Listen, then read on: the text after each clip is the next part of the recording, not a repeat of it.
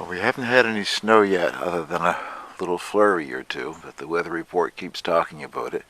I guess by this weekend we could have 3 or 4 centimeters, possibly on Saturday or Sunday. So anyway, it's getting colder every night, and the stove is much more enjoyable in the cabin. I can build a larger fire and have really been enjoying it. So that's what this little video is about.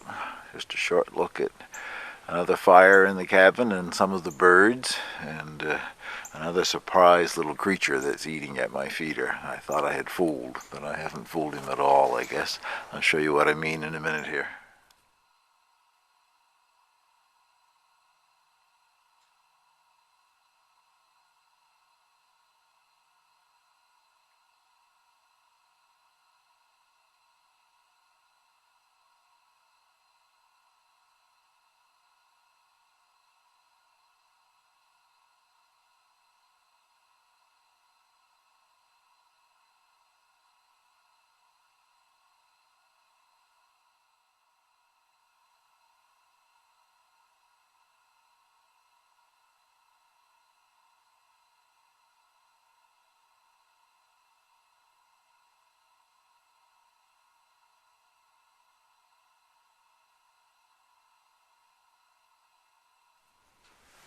So much for my squirrel-proof feeder.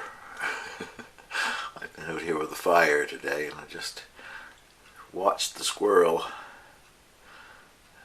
trying to figure out how to get up into the feeder. And as near as I can tell, he's jumping over, maybe from that sawhorse. So perhaps if I move the sawhorse, I won't be able to get up there. I don't know.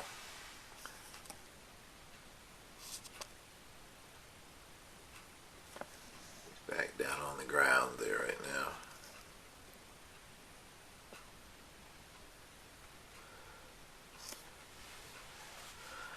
I've never seen one up in my feeder at the house before, so maybe it's just because that sawhorse is too close. Seems to be contented eating on the ground right at this moment anyway. I'll go out and move the sawhorse and see if that keeps him away.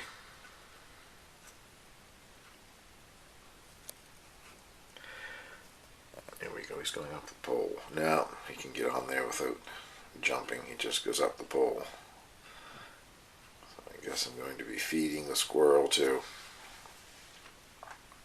We don't have the larger squirrels here, the big gray ones or black ones, just this small red squirrel. But I thought I had built a feeder that he couldn't get on. I've never seen them on the one at the house, but it's a bit bigger dimension. I guess maybe they can't reach the edge of it to get up on top of the one at the house. But obviously he's not having any problem here.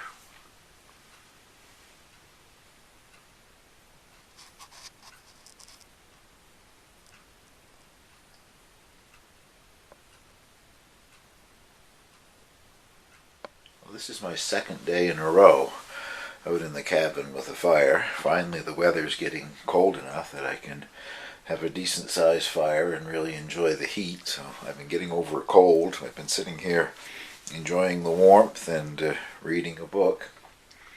Yesterday I managed to get the fire under control enough that I managed to get the kettle to boil, so I had tea out here. But today I'm getting a little braver. I'm going to try lunch. The girls in the coop are providing lunch, I guess. That's 2 egg coddlers in that small saucepan. I love coddled eggs, especially now that they're so fresh. But there's an egg in each one of the coddlers. I like them almost hard boiled, well, soft centered anyway. So 8 minutes. I don't know if I'll ever get this to boil, but I'll leave them for a while and see what happens.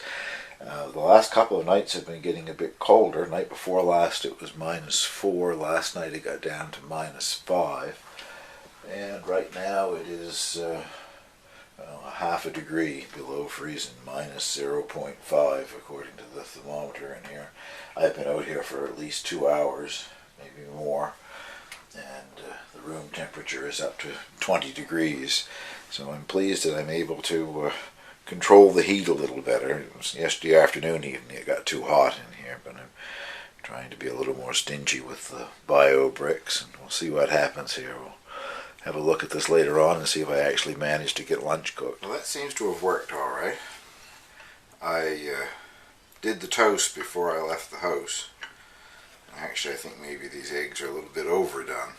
They never did come to the boil, but obviously the water was hot enough to cook them.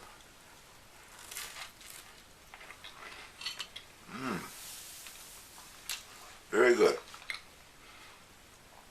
And the last cup of my English breakfast tea.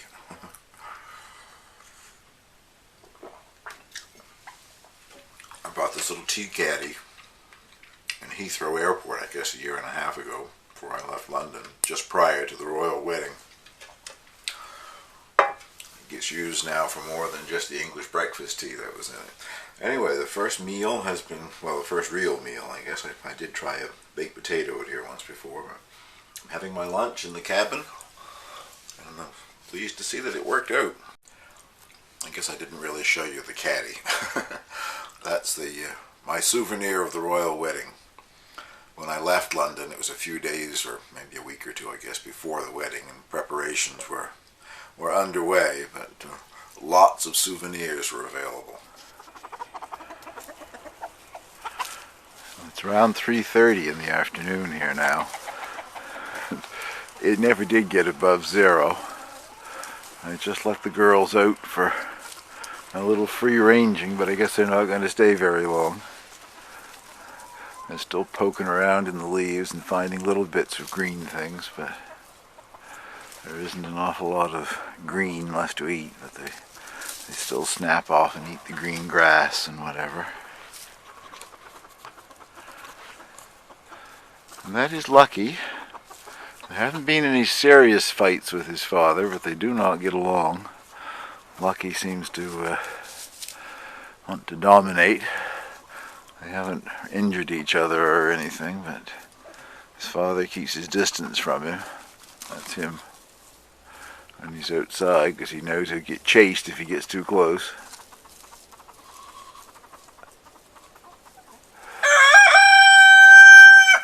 Oh yeah. That was Lucky sounding off.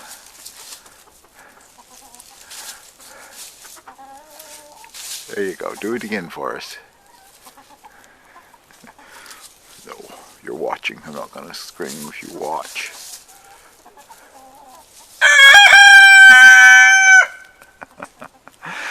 I can tell the difference between the two of them even if I don't see them. You have a much, oh dear, Lucky's getting friendly with one of the hens. You have a much different voice. His is much deeper and louder than his father, the little bandy. Anyway, just thought I'd give you another little look at the girls before I close this video off. Thank you very much for watching.